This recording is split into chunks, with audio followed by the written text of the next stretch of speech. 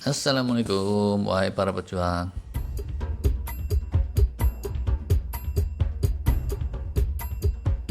Bagian 1 kita udah bicara prinsipnya FMD, Fast Mimicking Diet. Bagian 2 ini, sebelum kita bahas cara-caranya, yuk kita bandingkan dulu FMD dengan OMAD. OMAD ini bukan tukang bajigur. Kalau tukang bajigur itu Kang Somad, yang pipinya tompel. Berikut ini nih, gambaran OMAD. Kita gambarkan 2 hari aja ya. Katakanlah jam 7 malam stop makan. Tubuh itu tidak langsung status puasa murni. Transisi dulu. Setelah beberapa lama, baru real puasa.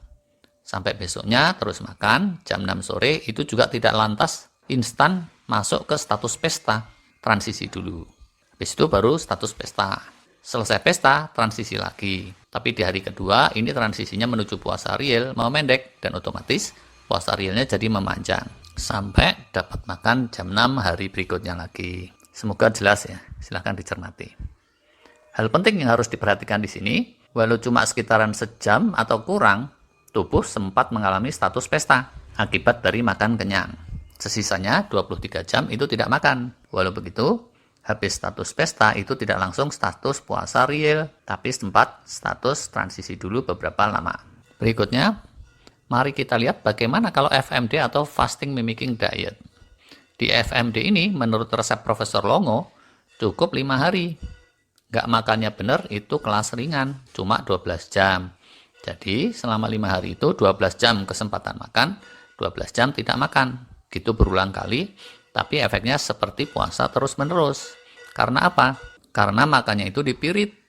Sehari asupannya itu hanya boleh mendekati 400 kalori. Tidak boleh sekali santap dan menunya dipilih. Karena kalau sekali santap atau kalau menunya tidak dipilih cermat, akan keburu muncul status pesta. Gagal berarti FMD-nya.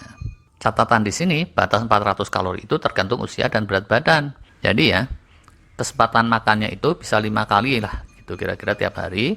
Cuma tiap kali itu harus mengikuti resep. Sehingga baru kira-kira status transisi hijau, belum status pesta, udah di stop. Secara metabolisme itu jadi cepat masuk status puasa lagi. Garis besarnya gimana jadinya? Seperti ini nih. 1 paket, itu 5 hari. Di malam hari, stop makan 12 jam, lalu siangnya boleh makan 12 jam, tapi makannya sesuai resep. Begitu berturut-turut 5 hari. Kalau untuk dewasa sehat, dia bilang cukup dipraktekin 2 atau 3 kali setiap tahun.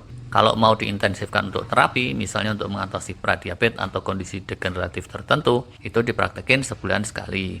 Artinya dalam setiap bulan 5 hari praktekin FMD, lalu 25 harian sisanya atau sekitar itu makan biasa.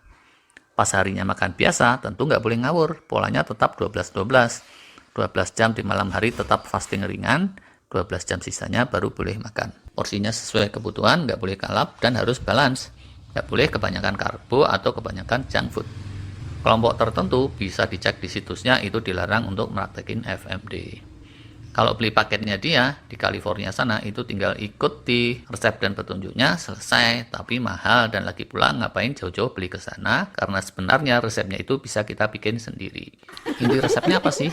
Air itu bebas, kayak water fasting umumnya lah ya. Asupan yang zero kalori macam teh tawar tertentu itu juga bebas. Tapi dibilang kalau kopi atau sejenisnya yang mengandung stimulan-stimulan itu jangan. Alkohol juga jangan, apalagi godokan ciu. Yang kedua, gula kalau bisa dinolkan. Sampai nol bener itu mungkin susah, tapi pokoknya seminimal mungkin. Minim gula, minim fruktosa, minim glukosa. Madu juga jangan, apalagi madu di tangan kiriku, racun di tangan kananku. Lagu sih kalau itu, madu dan racun. Berikutnya, karbo juga minimal. Simple karbo itu 1-2 suapan aja, tubuh kita bisa langsung beralih ke status pesta. Dan gagalah FMD-nya. Yang keempat, protein juga minimal. Persisnya saya nggak tahu hitungannya, tapi kira-kiranya Dr. Mindy Pels sekali makan itu maksimal 20 gram. Lebih dari itu masuk status pesta, fasting selesai. Sedikit gambaran, telur rebus sebutir itu proteinnya sekitar 16 gram. Tapi telur sama daging ini tidak terlalu direkomendasikan untuk FMD. Soalnya esensial proteinnya komplit. Kemungkinan ya, walau dikit-dikit, kalau merata esensial proteinnya komplit tercukupi, itu status fastingnya selesai. Jadi arah-arahnya pemenuhan protein ini sebisa-bisa dari bahan nabati aja, jangan hewani. Yang kelima, yang diandalkan untuk bikin kenyang itu sayuran dan lemak. Minyak zaitun sesendok gitu, itu lemak murni, boleh dijadiin bagian dari dressingnya salad. Atau diminum langsung kayak jamu juga boleh. Kuah kaldu semangkok kecil boleh juga. Tapi sumber lemak idem sama protein. Kalau hewani, banyakannya kecampur esensial protein. Jadi, kalaupun makan daging ikan, itu dikit aja. Lemak nabati juga sama, ding. Nggak boleh banyak-banyak. Sayur juga idem. Nggak boleh kebanyakan secara hitungan kalorinya. Kuda aja sama sapi, makan rumput banyak-banyak itu bodinya bisa jadi gemuk kan ya. Sekali makan itu nggak boleh lebih dari 100-an kalori. Dan selama 12 jam makan, itu total-totalnya, kalau badannya gede nggak boleh lebih dari 400 kalori, kalau kecilan nggak boleh lebih dari 300 kalori. Kalau diatur sehari makan 5 kali, itu rata-rata sekali makan cuma 60-80 kalori saja, tergantung berat badan dan usia. Dengan catatan ini belum pasti ya, baru ancer-ancer. Kalau ada yang punya info lebih sahih, silakan komen. Kalau persisnya menunya seperti apa? Bisa dilihat di gambar-gambar ini.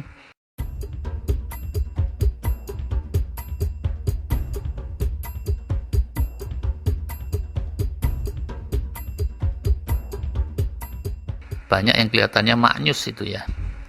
Jelas, kalau suguhannya kayak gini, ini lebih ringan dan menyenangkan daripada mesti puasa ngebleng 72 jam.